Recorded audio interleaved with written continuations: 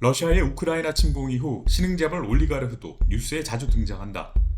Four Russian oligarchs, all with direct ties to either the Kremlin or the sanctions on the Russian banks and Russian oligarchs. Two powerful Russian oligarchs. Russian oligarchs. Russian oligarchs. Russian oligarch. 올리가르흐는 정확히 누구를 뜻하는 걸까? 신흥재벌로 자주 번역되는 올리가르흐는 단순히 부자만은 아니다. 정치적 인맥과 영향력을 가진 사람들이다. 신흥재벌은 어떻게 러시아 권력의 중심에 들어갔을까? 답을 알려면 이들이 부상한 역사적 배경을 봐야 한다. 소련은 1980년대 처음으로 민간 기업을 허용했다. 그전에는 모든 사업을 국가가 통제했다. 소련 정부는 민간 기업을 허용하면서 누구에게 맡길지도 결정했다. 예를 들어 당시 야심찬 10대였던 로만 아브라모비치는 장난감 공장 운영권을 받았다.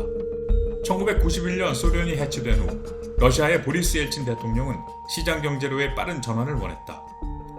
국영사업의 민영화를 위해 러시아 정부는 시민들에게 민영화 수표를 발행했고 이는 거래가 가능했다. 신흥재벌들은 일반 시민들의 수표를 매입해서 새로 민영화하는 기업들의 지분을 쉽게 확보할 수 있었다. 올리가르흐 신흥재벌들은 야망과 인맥이 있는 소련의 내부자였거나 암시장에서 활동했던 인물인 경우가 많았다. 1994년까지 15,000개의 국영기업이 민영화했다.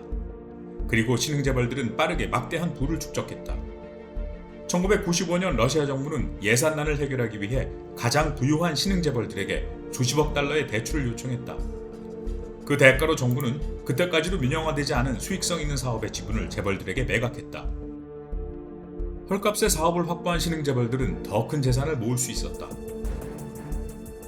예를 들어 아브라모비치는 석유회사 시브네프트의 지분을 2억 5천만 달러에 인수했는데 10년 후 이를 130억 달러로 러시아 정부에 되팔았다. 정부와의 거래로 부를 축적한 신흥재벌들은 정치 엘리트들의 권력 유지를 도왔다. 그들은 언론과 은행, 여러 산업에 대한 통제력을 이용해 옐친의 재선을 지원했다. 옐친이 물러날 준비가 되었을 때 신흥재벌들은 블라디미르 푸틴을 후계자로 세우는 데도 도움을 주었다. 푸틴은 집권 후 신흥재벌들 사이의 균형을 재조정했다. 그의 KGB 시절 친구들은 혜택을 받았고 그를 비판한 사람들은 조사를 받았다. 당시 러시아 최고 갑부였던 미하일 호도르코프스키 등 일부는 수감되기도 했다. 아브라모비치처럼 충성한 사람들은 부를 유지할 수 있었다.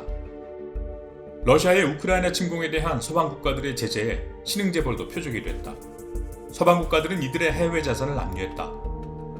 아브라모비치는 영국 정부 제재를 앞두고 첼시 축구구단 매각을 시도했지만 뜻대로 되지는 않았다. 러시아 신흥재벌들에 대한 제재가 푸틴 대통령의 우크라이나 정책에 얼마나 영향을 미칠지는 지켜봐야 한다. 경제전문지 포브스는 서방의 제재에도 불구하고 아브라모비치의 4월 말 기준 자산을 89억 달러로 추산했다.